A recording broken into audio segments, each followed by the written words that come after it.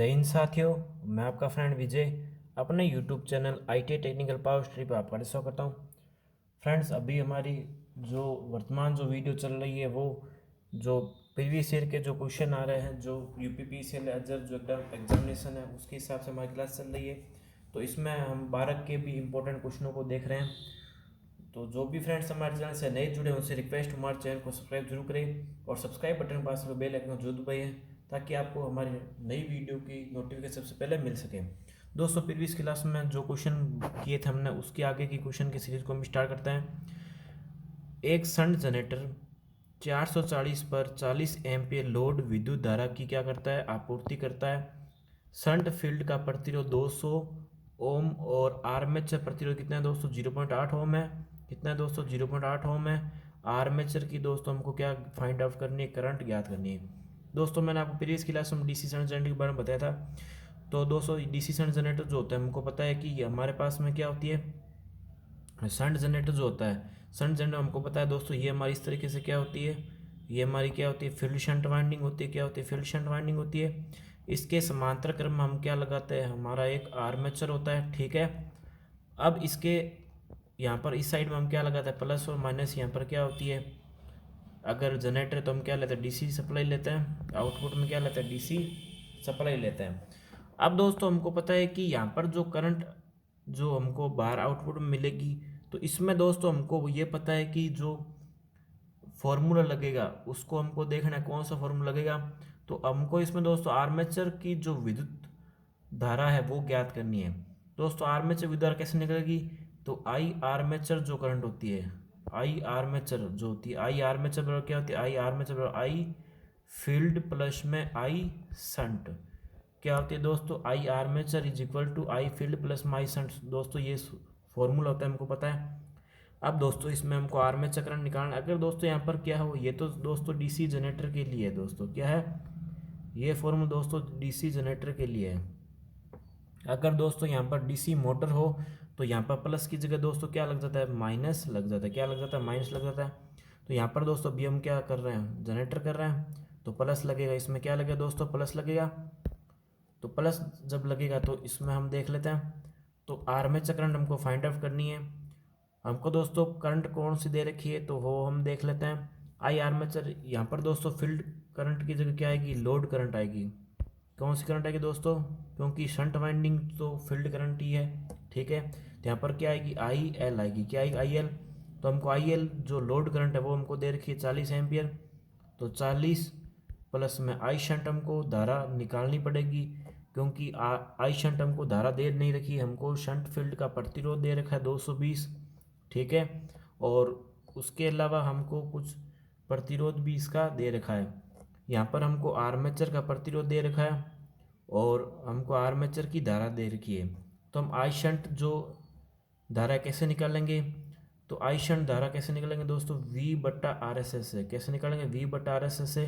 हमको पता है टर्मिनल जो वोल्टेज है, जो टर्मिनल की जो धारा है वो दोस्तों कितनी आ रही है, हमको पता है शंट की जो धारा आ रही है, शंट धारा जो है वो कितनी है वो हमको निकालनी। तो V जो है हमारे पास में, V जो हमारे पास में टर्मिनल वोल्टेज कितना है, टर्मिनल वोल्टेज यहाँ पर कितना है, 40 है। कितना है दोस्तों, 40 है।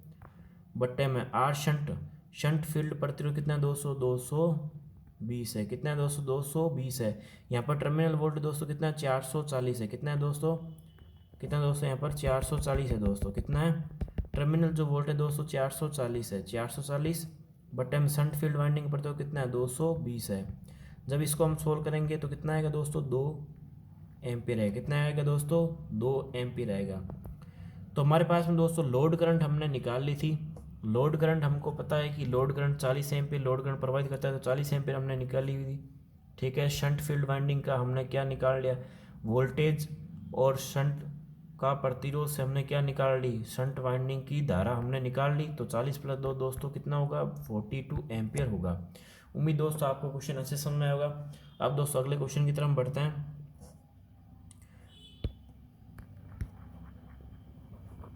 अब दोस्तों हम अगले क्वेश्चन की तरफ बढ़ते हैं।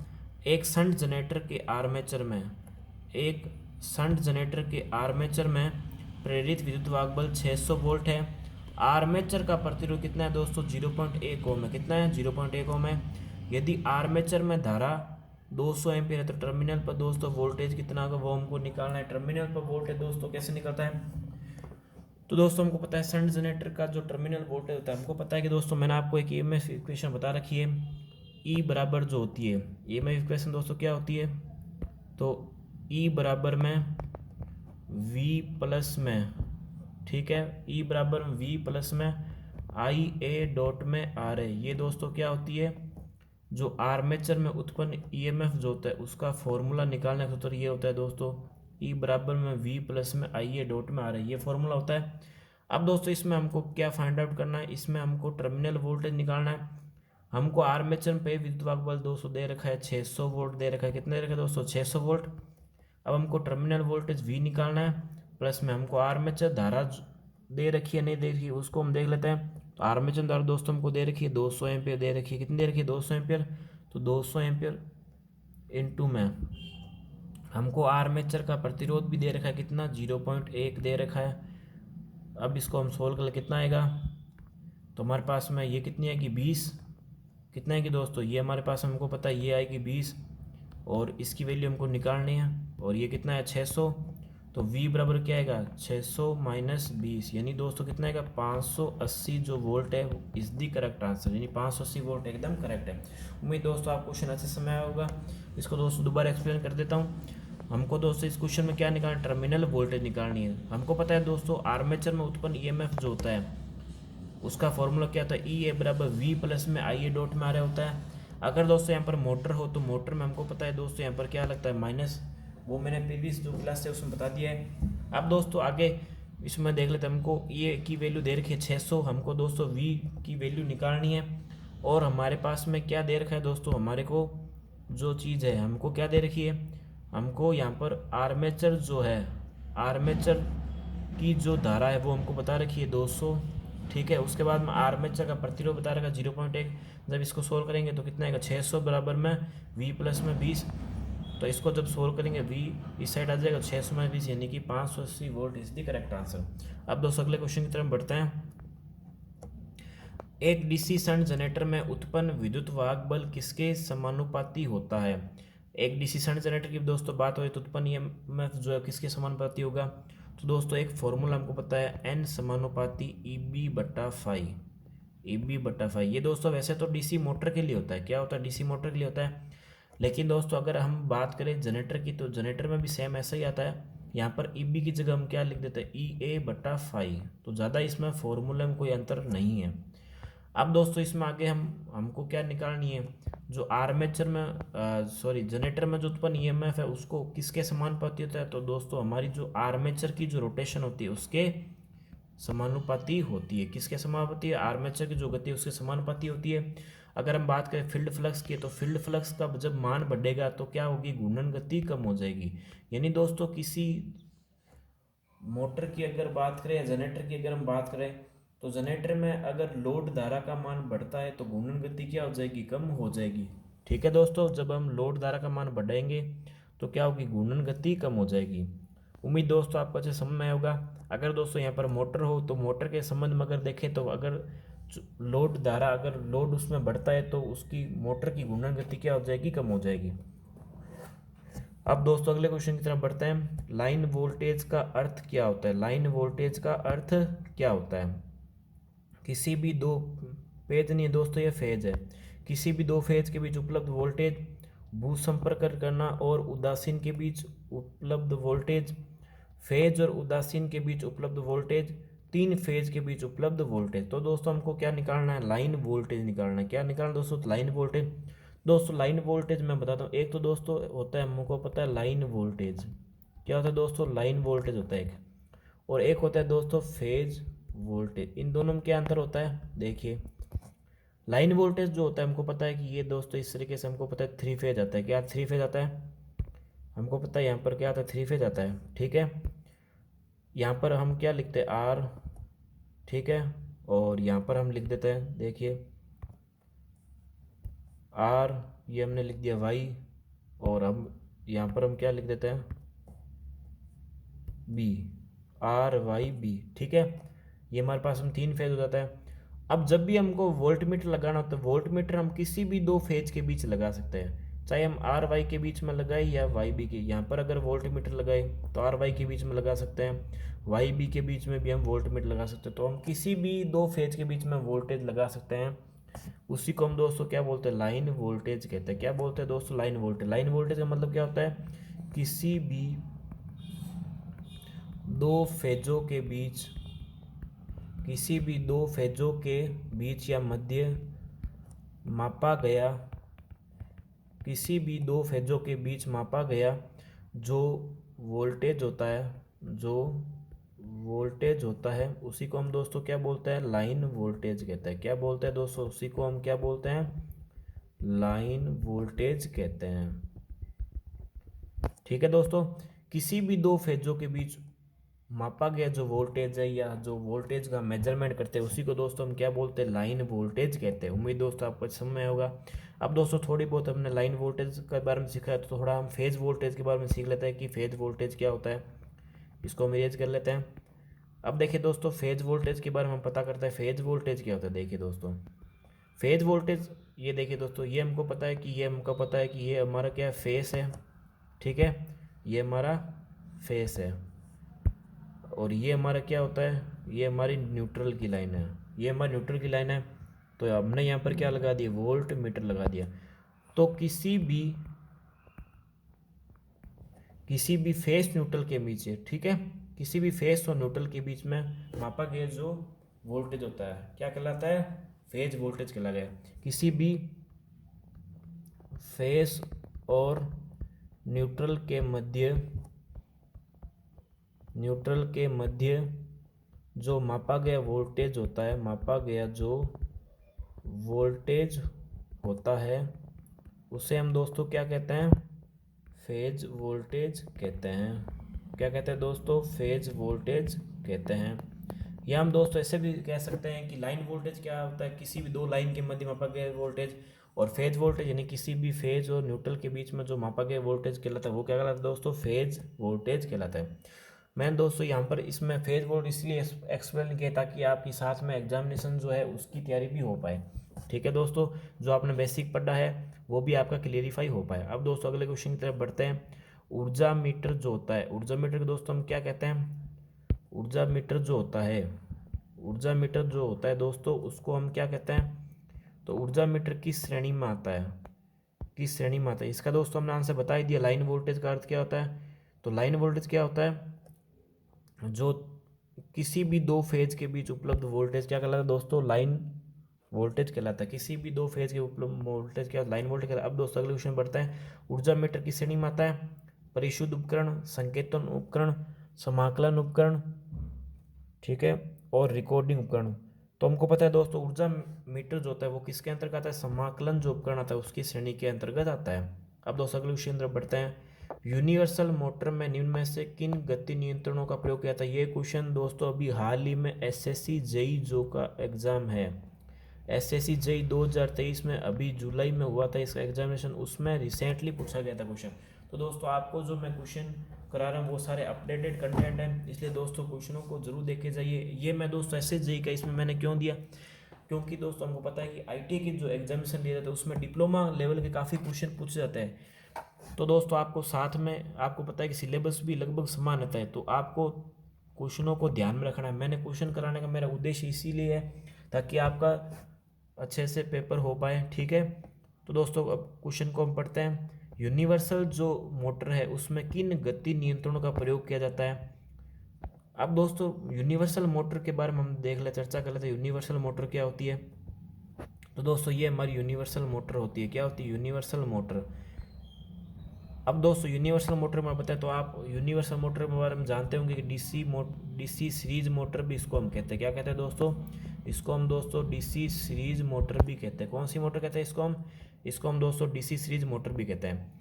क्यों कहते हैं दोस्तों इसको हम डीसी सीरीज मोटर, क्योंकि हमको पता है कि इसमें क्या होती है, ये इस तरीके से हम अगर बात करें, यहाँ पर हमारे पास में क्या होती है, फील्ड वाइंडिंग होती है, इसको हम क्या कहते हैं, FSC यानी फील्ड सीरीज वाइंडिंग कहते हैं। यहाँ पर हमारे पास में क्या होता है, एक आर्मेचर होता है। क्या होता है, एक आर्मेचर होता है। यहाँ पर हम क्या लगा देते हैं, यहाँ पर हम क्या लगा देते हैं, लोड लगा देते हैं। ठीक है दोस्तों, यहाँ पर हम लोड लगा देते हैं प्लस माइनस, ये हमारी फील्ड वाइंडिंग, ये हमारी कौन सी आर्मेचर वाइंडिंग हो जाती है। तो यूनिवर्सल मोटर में हमको पता है कि जैसे यूनिवर्सल, जैसे डीसी सीरीज में आपको पता है कि दोस्तों यहाँ पर हम क्या करते हैं, जो फील्ड वाइंडिंग है, फील्ड वाइंडिंग के साथ में हम क्या कर देते हैं, रियोस्टेट जब लगाते हैं, हमको पता है दोस्तों जो एन व्युत्क्रमानुपाती क्या होता है, फाई क्या होता है। अगर दोस्तों हम क्या करें, इसके फील्ड फ्लक्स में क्या करें, कमी या अधिकता करें तो इसकी गति बढ़ जाती है। तो यहाँ पर यूनिवर्सल मोटर की अगर हम बात करें तो डीसी सीरीज मोटर के समान ही है। तो अगर दोस्तों इसकी मैं अगर फ्लक्स की बात, अगर हम इसमें फ्लक्स को कम करें तो घूर्णन गति क्या हो जाएगी, बढ़ जाएगी, ये हमको पता है दोस्तों। तो इस तरीके से हम गति नियंत्रण का प्रयोग कर सकते हैं।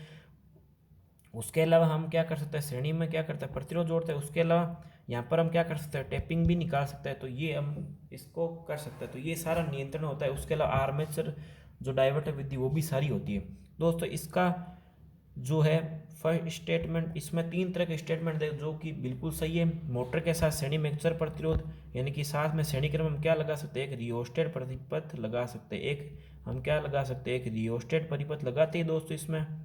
ठीक है, मोटर के साथ श्रेणी में अक्षर प्रतिरोध को जोड़कर एक क्षुद्र ध्रुव को विभिन्न बिंदुओं पर टेप कहता है और क्षेत्रीयता घटा बढ़ा गति को नियंत्रित किया। ये दोस्तों मैंने आपको बता ही दिया कि यहाँ पर फील्ड वाइंडिंग जो होती है उसके साथ में एक रियोस्टेट को लगा दिया जाता है और वो क्या करता है, उसकी घूर्णन गति को क्या करता है, कम अधिक करता है। ठीक है, तो ये स्टेटमेंट भी सही है। और अपकेंद्र तंत्र जो सेंट्रीफ्यूगल जो होता है वो भी सिस्टम का प्रयोग करके भी हम मोटर की गति को क्या कर सकते हैं दोस्तों, कंट्रोल कर सकते हैं। तो इसके दोस्तों तीनों स्टेटमेंट एकदम करेक्ट है। 1, 2 और 3 इज द करेक्ट आंसर। उम्मीद दोस्तों आपको अच्छा समझ आया होगा। अब दोस्तों अगले क्वेश्चन की तरफ बढ़ते हैं। निम्न में से कौन से चालक के उदाहरण है, निम्न में से कौन से चालक के उदाहरण है। तो ये दोस्तों ये तो क्वेश्चन देखने की जरूरत है, सीधा करेक्ट आंसर इसका कर देते हैं तांबा। अगले क्वेश्चन की तरफ बढ़ते हैं। एक डीसी जनरेटर में कौन सा नियंत्रण अच्छा रहता है, एक डीसी जनरेटर कौन सा नियंत्रण अच्छा रहता है, 100% नियंत्रण, अनंत नियंत्रण, 50% नियंत्रण और 1% नियंत्रण, यानी कि 50-50% हम क्या कर सकते हैं, नियंत्रण कर सकते हैं। अब दोस्तों अगले क्वेश्चन की तरफ बढ़ता है। सौर सेल के संचालन का सिद्धांत प्रभाव है। सौर सेल के बारे में दोस्तों देख लेते हैं। ये दोस्तों हमको पता है कि ये हमारा क्या होता है, सोलर सेल होता है। अभी हमारे सूरज दादा को हम बना लेते हैं। ये हमारे सूरज दादा है। ठीक है, ये क्या करता है, ऊष्मा को उत्पन्न करते हैं। ठीक है, ये प्रकाश को उत्पन्न करता है, ये अपनी तरंगे जो होते हैं, तरंगे जो होती है इस पर फेंकते हैं। ठीक है, प्रकाश को फेंकते हैं। अब दोस्तों हमको पता है कि जब ये प्रकाश को जब फेंकते हैं तो हमको पता है कि इसमें क्या होता है, जो मुक्त इलेक्ट्रॉन्स है, मुक्त इलेक्ट्रॉन्स जो है वो उनका प्रवाह कहाँ होता है, जो ये सोलर सेल है उसमें मुक्त इलेक्ट्रॉन का क्या होता है, प्रवाह होता है। यहाँ पर इलेक्ट्रॉन की गति प्रारंभ हो जाती है। तो ये जो फोटोवोल्टेइक सेल जो होता है, सौर सेल का संचालन सिद्धांत जो है वो क्या होता है, फोटोवोल्टेइक सेल होता है। यानी कि जब इन सेलों पर क्या डालता है, प्रकाश की मात्रा को डाला जाता है तो उनको क्या कहते हैं दोस्तों, फोटोवोल्टेइक सेल भी कहा जाता है। क्या कहा जाता है दोस्तों, फोटोवोल्टेइक सेल कहा जाता है। तो सोलर सेल का सिद्धांत प्रभाव क्या होता है दोस्तों, फोटोवोल्टेइक। फोटोवोल्टेइक सेल क्या होता है, जिन पर हम क्या करते हैं, प्रकाश की किरणों को आपतित करते हैं, जिनमें क्या होता है, उनमें धारा का चलन, उनको हम क्या कहते हैं दोस्तों, फोटोवोल्टेइक कहते हैं। उम्मीद दोस्तों आपको अच्छे समझ में होगा। अब दोस्तों अगले क्वेश्चन की तरफ बढ़ते हैं। पीएन जंक्शन में अवक्षय परत होती है, पीएन जंक्शन में अवक्षय परत कौन सी होती है। तो दोस्तों हमको पता है कि हम पहले डायोड की थोड़ी संरचना देख लेते हैं। ठीक है, ये हमारे पास में ये एक डायोड होता है, ये होता है हमारे पास में पी पदार्थ। ठीक है, ये होता है, एक होता है पी पदार्थ और एक को क्या होता है, एक होता है एन पदार्थ। एक होता है पी पदार्थ और एक होता है एन पदार्थ। अब दोस्तों पी पदार्थ कौन कौन से होते हैं तो वो भी हम देख लेते हैं। तो पी पदार्थ जो होते हैं तो दोस्तों कौन से होते हैं, ये होते हैं त्रिसंयोजी होते हैं। क्या होते हैं दोस्तों, ये होते हैं त्रिसंयोजी का मतलब क्या होता है, जिनकी संयोजकता 3 इलेक्ट्रॉन की होती है। कितनी की होती है, जिनकी संयोजकता 3 इलेक्ट्रॉन की होती है। अब दोस्तों हमको पता है कि यहाँ पर जो संयोजकता कितनी इलेक्ट्रॉन की, 3 इलेक्ट्रॉन की है। तो हमको पता है कि जो इसमें मटेरियल है कौन कौन सा आता है वो हम देख लेते हैं। तो बोरॉन, ठीक है दोस्तों, उसके अलावा एल्यूमिनियम, उसके अलावा गैलियम, उसके बाद इंडियम और उसके बाद में टाइटेनियम जो होता है। ये सारे दोस्तों जो होते हैं वो क्या होता है, त्रिसंयोजी एलिमेंट होता है। क्या होता है दोस्तों, त्रिसंयोजी एलिमेंट होता है, क्योंकि इनकी संयोजकता क्या होती है, 3 इलेक्ट्रॉन की होती है। अगर दोस्तों आपको पूछ ले कि सिलिकॉन जो होता है और जो जर्मेनियम होता है उसकी संयोजकता कितनी इलेक्ट्रॉन की होती है, तो वो होती है दोस्तों 4 इलेक्ट्रॉन की होती है। कितनी इलेक्ट्रॉन की होती है दोस्तों, वो होती है 4 इलेक्ट्रॉन की। अब दोस्तों यहाँ पर त्रिसंयोजी की मैंने बता दी। अब दोस्तों हम थोड़ा बहुत पंचसंयोजी के बारे में बताते हैं कि पंचसंयोजी की संयोजकता कितनी होती है। ठीक है, तो दोस्तों पंचसंयोजी के बारे में भी देख लेते हैं। जो एन पदार्थ जो होता है, एन पदार्थ को दोस्तों हम क्या बोलते हैं, पंचसंयोजी बोलते हैं। क्या बोलते दोस्तों, इसको हम बोलते हैं पंचसंयोजी। इसमें इलेक्ट्रॉन कितने होते हैं, 5 इलेक्ट्रॉन होते हैं। कितने होते हैं, 5 संयोजकता होती है। इसके मेटल कौन कौन सा होता है, तो इसका होता है पी यानी फास्फोरस। क्या होता है दोस्तों, इसका होता है फास्फोरस। उसके अलावा एस यानी आर्सेनिक, फास्फोरस आर्सन। ये दोस्तों आपको एग्जामिनेशन पूछा था कि इसमें से कौन से पी पदार्थ, इसमें से एन पदार्थ कौन से, इसलिए दोस्तों मैंने आपको इसे थोड़ा रिवीजन करने की कोशिश की है। फास्फोरस आर्सेनिक, ठीक है। उसके अलावा एंटीमनी, एंटीमनी, एंटीमनी कैसे लिखते हैं दोस्तों हम, एस बी, ठीक है। उसके अलावा बिस्मिथ, बिस्मथ जो होता है वो भी पंचसंयोजी। तो ये दोस्तों सारे एलिमेंट जो होते हैं वो क्या होता है, पंचसंयोजी। त्रिसंयोजी कौन कौन होता है, बोरॉन, एल्यूमिनियम, गैलियम, इंडियम और टाइटेनियम, ये सारे क्या त्रिसंयोजी होते हैं। उसके अलावा जो एन संयोजी तत्व होते हैं कौन कौन से, पंचसंयोजी होते हैं, ठीक है। इसमें फास्फोरस, आर्सेनिक, एंटीमनी और बिस्मथ, ये सारे क्या होते हैं दोस्तों, पंचसंयोजी होते हैं। अब दोस्तों हमारे क्वेश्चन की तरफ बढ़ते हैं, ठीक है। अब हमारे जो क्वेश्चन है उसकी तरफ बढ़ते हैं। अब दोस्तों हमारे क्वेश्चन को में हमको क्या पूछ रहा है उसको हम देख लेते हैं। क्वेश्चन में हमको दोस्तों पूछ रहा है कि पीएन जंक्शन में अवक्षय परत क्या होती है। तो मुख्यतः पी रीजन में, मुख्यतः एन रीजन में, पी और एन में बराबर, और पूर्ण रूप से पी और पूर्ण रूप से पी रीजन में। तो दोस्तों हमको पता है कि अवक्षय परत का मतलब दोस्तों अधिकतर बच्चे इसी में कन्फ्यूज हो जाता है। तो दोस्तों आपको इसमें कन्फ्यूज नहीं होता। अवक्षय परत क्या होती है, इसको बोलते हैं दोस्तों डिप्लीशन लेयर, डिप्लीशन लेयर। अधिकतर बच्चे जब अवक्षय परत की बात आती है तो जंक्शन को अवक्षय परत समझ लेते हैं, जो कि गलत है। डिप्लीशन लेयर क्या होती है, जो ये पदार्थ होते हैं पी पदार्थ और ये जो एन पदार्थ है, यही दोस्तों क्या होते हैं, डिप्लीशन लेयर होते हैं। तो अवक्षय परत जो होती है उसकी संख्या क्या होती है, पी और एन दोनों में क्या होती है दोस्तों, बराबर होती है। पी पदार्थ भी समान रूप से मिले रहते हैं और एन पदार्थ भी समान रूप से मिले रहते हैं। इन दोनों की जो समान रूप से मिलाकर क्या किया जाता है, एक पीएन जंक्शन जो डायोड होता है, एक जो पीएन जंक्शन डायोड होता है उसका निर्माण किया जाता है। तो पी और एन दोनों मेटेरियल जो होते हैं वो बराबर होते हैं। उम्मीद दोस्तों आपको अच्छे समझ में आया होगा। अब दोस्तों अगले क्वेश्चन की तरफ बढ़ लेते हैं। होल प्रभाव निम्न में से किससे संबंधित है, चालक में, अर्धचालक में, थर्मिस्टर में, उपरोक्त। तो दोस्तों सभी में होल प्रभाव होता है। होल प्रभाव यानी कि इलेक्ट्रॉन का प्रभाव होना। तो चालक, अर्धचालक, थर्मिस्टर, और थर्मिस्टर को हम क्या बोलते हैं, एनटीसी बोलते हैं, ठीक है। तो ये सभी होल प्रभाव से संबंधित है। अब दोस्तों अगले क्वेश्चन तरफ बढ़ते हैं हम। निम्न में से कौन सी धारा प्रचालन युक्ति होती है, निम्न में से कौन सी धारा प्रचालन युक्ति होती है। तो ट्रांजिस्टर, डायोड, ठीक है, और निर्वात नली और ट्रायोड। तो ट्रांजिस्टर जो होता है हमको पता है दोस्तों क्या होता है, धारा प्रचालन युक्ति होता है। ट्रांजिस्टर जो होता है धारा प्रचालन युक्ति होती है। थोड़ा हम दोस्तों ट्रांजिस्टर की जब बात आती है तो ट्रांजिस्टर का अगर पूछ ले कि यूज क्या होता है और ट्रांजिस्टर के टर्मिनल अगर पूछ लेता है तो ट्रांजिस्टर में टर्मिनल की संख्या दोस्तों कितनी होती है, 3 होती है। कितनी होती है दोस्तों, 3 होती है। ट्रांजिस्टर में टर्मिनल की संख्या 3 होती है। अब दोस्तों अलग अलग ट्रांजिस्टर के हिसाब से उनके टर्मिनल भी अलग अलग होते हैं। वैसे नॉर्मल अगर हम बात करें तो इसके जो होते हैं कौन कौन सा होता है, एक तो होता है बेस, एक होता है दोस्तों कलेक्टर, और एक होता है दोस्तों आपका एमीटर। क्या होता है दोस्तों, एमीटर। तो ये सारे क्या होते हैं ट्रांजिस्टर के, जो अगर हम बात करें नॉर्मल ट्रांजिस्टर के, ये सारे क्या होते हैं टर्मिनल होते हैं। ट्रांजिस्टर में टर्मिनल की संख्या अगर आपको पूछ ले दोस्तों, टर्मिनल की संख्या अगर पूछ ले तो कितनी होती है दोस्तों, ये होती है 3। कौन कौन सी होती है, बेस, कलेक्टर और अमीटर। ये दोस्तों ये जो एलिमेंट होता है ये किस कौन सी प्रचालन युक्ति, ये होती है धारा प्रचालन। अब दोस्तों अगले क्वेश्चन की तरफ बढ़ते हैं। आईजीबीटी, आईजीबीटी की दोस्तों अगर बात करें आईजीबीटी का पूरा नाम क्या होता है, insulated, insulated gate bipolar transistor. क्या होती है दोस्तों, इंसुलेटेड गेट बाइपोलर ट्रांजिस्टर। ये क्या होती है, आईजीबीटी का पूर्ण नाम होता है। क्या होता है, इंसुलेटेड। इसका दोस्तों कई बार एग्जामिनेशन पूछा जा चुका है कि आईजीबीटी का पूरा नाम बताए, तो इंसुलेटेड गेट बाइपोलर ट्रांजिस्टर ये इसका पूरा नाम होता है। इसके दोस्तों मैंने बताया था कि ट्रांजिस्टर में हर कई तरह का ट्रांजिस्टर होता है जो हम सर्किट में यूज करते हैं, तो हर ट्रांजिस्टर के टर्मिनल अलग अलग होते हैं। अगर दोस्तों हमको आईजीबीटी पूछ लिया तो आईजीबीटी के टर्मिनल कौन कौन से होते हैं, तो ये होता है दोस्तों अगर आईजीबीटी का अगर हमको पूछे, ये होता है दोस्तों ड्रेन, सोर्स और गेट। तो ये सारे IGBT के टर्मिनल होता है। तो दोस्तों आज की क्लास को हम यही समाप्त करते हैं, मिलते हैं नेक्स्ट वीडियो में। नेक्स्ट वीडियो में हम आगे क्वेश्चनों की सीरीज को भी देखेंगे। अगर दोस्तों अभी तक आपने हमारे टेलीग्राम चैनल को ज्वाइन नहीं किया तो आप हमारे टेलीग्राम चैनल को ज्वाइन कर सकते हैं। और दोस्तों आपको वीडियो आज का कैसा लगा कमेंट करके ज़रूर बताइए। अगर चैनल पर नए तो चैनल को सब्सक्राइब कीजिए और वीडियो को अधिक से अधिक शेयर भी कीजिए दोस्तों। तो दोस्तों मिलते हैं नेक्स्ट वीडियो में। जय हिंद, जय भारत।